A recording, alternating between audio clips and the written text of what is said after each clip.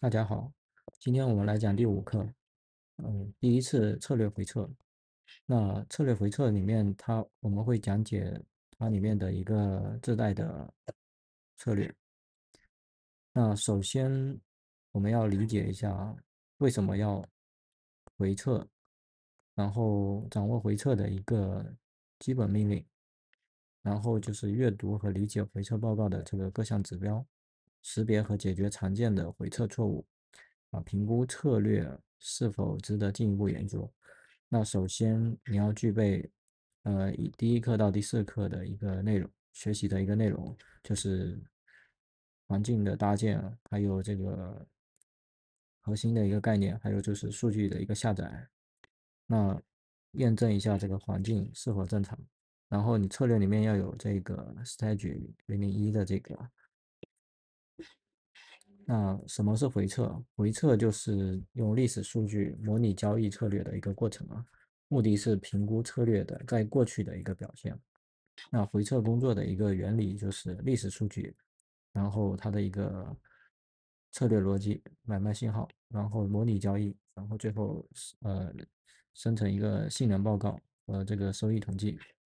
那假设今天是9月30号，那我们用这个9月1号到9月30号历史数据，就可以模拟这30天运行策略会发生什么，然后统计它的一个盈亏胜率和最大一个回撤。回撤和实盘的一个区别啊，回撤的就是已知的一个数据，那它可以瞬间完成。那实盘的话就是未知数据啊，真实等待的。那为什么要回撤呢？回撤的话，它可以验证策略的一个逻辑，然后评估盈利能力，评估风险水平，优化参数，还有一个建立一个信心。那回测不能做的事就是不能预测未来，因为历史它不会完全的重演了，它只有相似之处，所以我们要找出它的一个规律来，不能消除所有的风险，也不能替代实盘进行一个验证。那回测能做的事就是快速筛选策略，发现明显的问题，然后提供这个优化的一个方向。那回测的流程就是首先要准备数据，我们在第4章里面讲过了哈。然后，选择策略，选择策略的话，到时候我们会用这个自带的，Qlib 那个 Flaky Trader 里面自带的一个，这个策略进行一个回测，然后设置参数，执行它回测，然后分析结果，然后再评估一下策略的一个好坏，最后就进入一个实盘的一个测试啊。那回测其实在Flaky Trader 里面是特别简单的啊，它只要执行这个命令行就可以了。那我们这里就是用呃，它这边设置成这个back testing 这个，然后这个就是这个配置文件啊，然后这个就是策略，然后这个就是时间范围。那我们用它这个来看一下它的这个测试。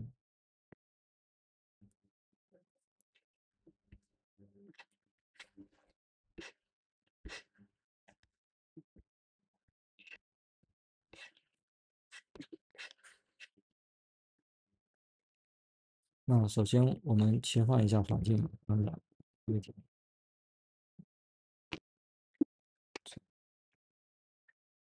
然后切换完环境以后，直接输入这个命令行就可以测试了，因为它这里有自带的这个001的这个策略。那我们敲一下回测，那就可以进行一个回测了。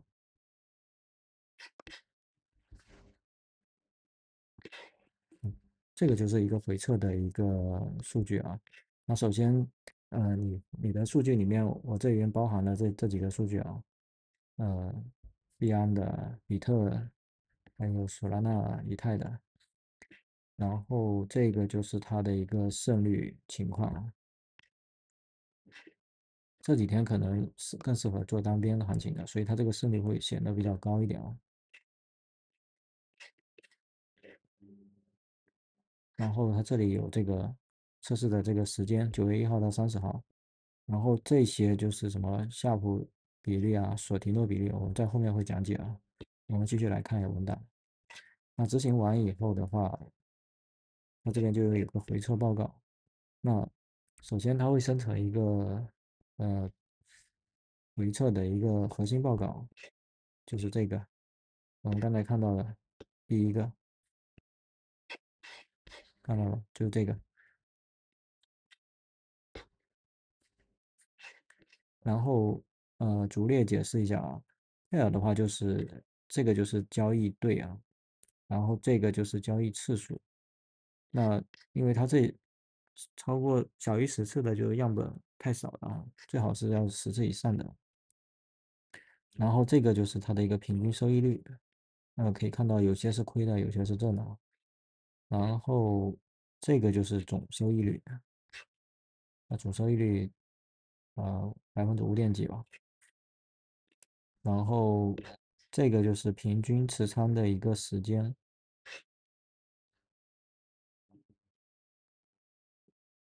这里是平均的话是2天多一点啊。然后这个就是它的一个胜率的情况啊，胜然后负的一个情况啊。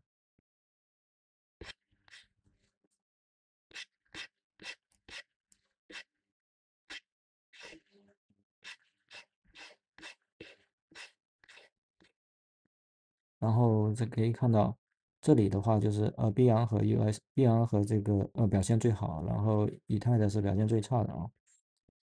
这个是不同时间段它会同样的策略它会有不同的表现啊，这个要根据情况来进行一个调整。那这个就是未平仓的一个报告啊，就在这里，这里有 left open 的这个。那这里就解释了为什么它会有未平仓的这个数据啊。然后这个是入场标签的一个统计啊，简单看一下啊。然后最后一个报表比较重要，要认真看一下，这个是退出的一个原因。退出原因它有这个 ROI 这个止盈的方式，然后信号退出的，止损的这种。那止损的这种呢，相对来说就是它这个手续费要占的会更多一点啊。然后这个强制平仓的，然后这个大的这个报表，我们来详细看一下啊。这个就是它的一个汇总指标啊。我刚才讲的这个是开始时间、结束时间了，然后这些就是它的一个夏普比率啊、索迪诺比率啊、卡尔玛比率啊。然后我们来看一下它是什么意思啊？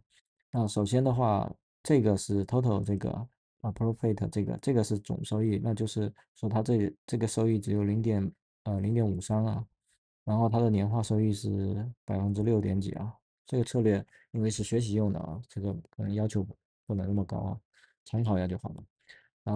然后的话，这个是日平均的一个收益啊，然后这个是它的这个最大回撤啊，3.6几啊。那回撤在小于10的情况下呢，还是比较好的啊。那大于20的时候就要是稍微注意一点了。然后这个夏普比率的话，1.22，那这个还算还可以的。那小于零的这个就不行了，就太差了啊。这个是索提诺比率，索提诺比率的话类似夏普，但是它只考虑这个下行的风险啊。它这个它这个是小于1的，稍微差一点啊。然后胜率的话，这个胜率还比较高的啊。那这个大于60的还不错啊。然后这个是盈利的一个因子啊。那这个是呃算是还可以的，就属于中等的，中等偏上一点点的。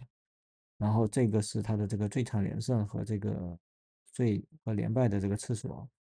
然后这个其这个是最好和最差的一个单笔的一个交易啊。那可以看到这笔交易亏的比较多，这个要注意一点，可能就是策略的问题啊。嗯，如果在模拟盘中遇到这种情况，要及时调整一下啊。然后这个就是按天统计的一个盈利，同期市场的一个涨幅啊。那说实话，这个就属于跑输了。那市场涨6.6%，它的策略才跑0.53，那就属于比较差的了。那如何判断这个策略的好坏呢？我们来评估一下这个策略，它胜率还可以啊，回撤也比较小。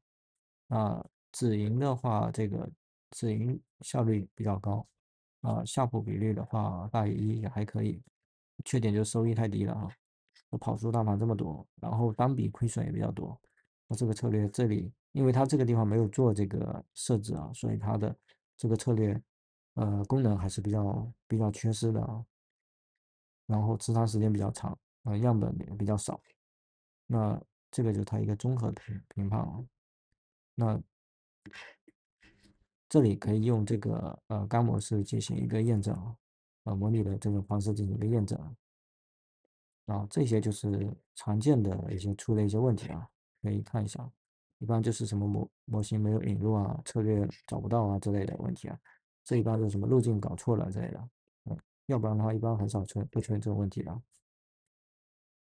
然后这个就是做基础的一个回测啊，可以把这个参数调整一下，然后自己去研究一下，然后生成一个这个报告图啊，这个就是课后的作业，有兴趣的可以去尝试一下啊。